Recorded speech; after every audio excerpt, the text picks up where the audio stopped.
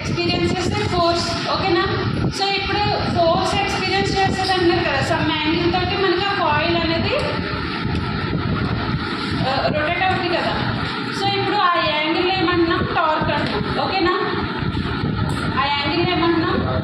Torque అంటున్నాం. గుర్తుందా లేదా? డీసీ మోటార్ గురించి స్టడీ చేశారు కదా, డీసీ మోటార్ గురించి స్టడీ చేసినప్పుడు గుర్తుందా లేదా? లేదా? ఎవరన్నారు అలా? మా గర్ల్స్ గుర్తుందా లేదా? ఎప్పటికప్పుడు చెప్పింది అలా మర్చిపోతూ ఉంటుంది. గొడవ ఉండదు. ఏ క్వశ్చన్ అడిగినా చెప్పుకుంటే అలా అనుకుంటే సరిపోతుంది. ఎప్పటికప్పుడు మర్చిపోతూ ఉంటే నెక్స్ట్ టాపిక్స్ ఏం అర్థమవుతాయి మీకు?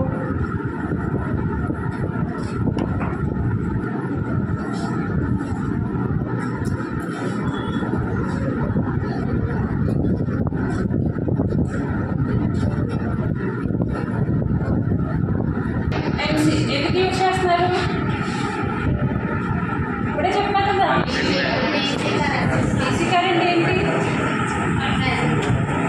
మెజర్ చేయడానికి యూజ్ చేస్తాం. ఓకేనా? సో ఇప్పుడు మరి ఈ పిఎంఎంసీ డీసీ కరెంట్ని ఎలా మెజర్ చేస్తుంది? మెజర్ చేయడానికి ఇప్పుడు ఏంటి, 2 మ్యాగ్నెట్స్ అనేది తీసుకున్నాం, north pole, south pole. So ఈ 2 మ్యాగ్నెట్స్ ఏంటి? 2 మ్యాగ్నెట్స్ ఏంటి చెప్పండి. చెప్పింది కూడా రిపీట్ చేయగలరు. నార్త్ పోల్, సౌత్ పోల్ కాదు, నేను ఏమన్నా పిఎం ఏంటి?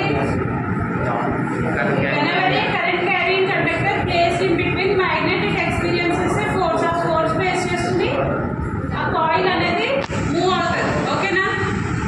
సో ఇప్పుడు ఇక్కడ 2 మ్యాగ్నెట్స్ ఉన్నాయి కదా, ఈ 2 మ్యాగ్నెట్స్ కూడా ఏంటి? Permanent magnets. ఓకేనా? సో ఈ మిడిల్లో ఏముంది? కాయిల్ ఉంది. ఓకేనా? సో ఇప్పుడు ఇక్కడ మిడిల్లో కాయిల్ ఉంది కదా, మిడిల్లో కాయిల్ అనేది మనకి ఇలా సర్కులర్ అయినా ఉండొచ్చు, లేకపోతే ఇలా రెక్టాంగులర్ షేప్ అయినా తీసుకోవచ్చు. ఓకేనా? సో ఇప్పుడు ఈ కాయిల్కి ఏం కనెక్ట్ చేస్తున్నామంటే ఒక నీడి లాంటిది కనెక్ట్ చేస్తాం. దానికి ఏంటంటే ఒక స్ప్రింగ్ ఉంటుంది, 2 స్ప్రింగ్స్ ఉంటాయి. సో వీటిని ఏమంటారంటే హెయిర్ స్ప్రింగ్స్ అని అంటారు. ఓకేనా? సో ఇప్పుడు ఇక్కడ ప్లేస్ చేసినప్పుడు దీన్ని సపోర్ట్ చేయడానికి డ్యూయల్ బేరింగ్స్ అనేది యూజ్ చేస్తాం. ఓకేనా? పైన ఒకటి కింద ఒకటి డ్యూయల్ బేరింగ్స్ని యూజ్ చేస్తాం. సో ఓకేనా? ఇప్పుడు ఈ కాయిల్ మూవ్ అయినప్పుడు ఇక్కడ ఏంటి దీనికి మధ్యలో స్ప్రింగ్ని ఒక పివట్ ఉంది కదా, సో ఇలా ఉంది. దీని చుట్టూరా ఒక స్ప్రింగ్ ఉంది. ఓకేనా? ఈ స్ప్రింగ్ ఒకటి ఉంది, మధ్యలో ఒక కాయిల్ ఉంది. ఈ కాయిల్కి ఇది కనెక్ట్ చేస్తాం. నెక్స్ట్ అలాగే డౌన్వర్డ్స్ కూడా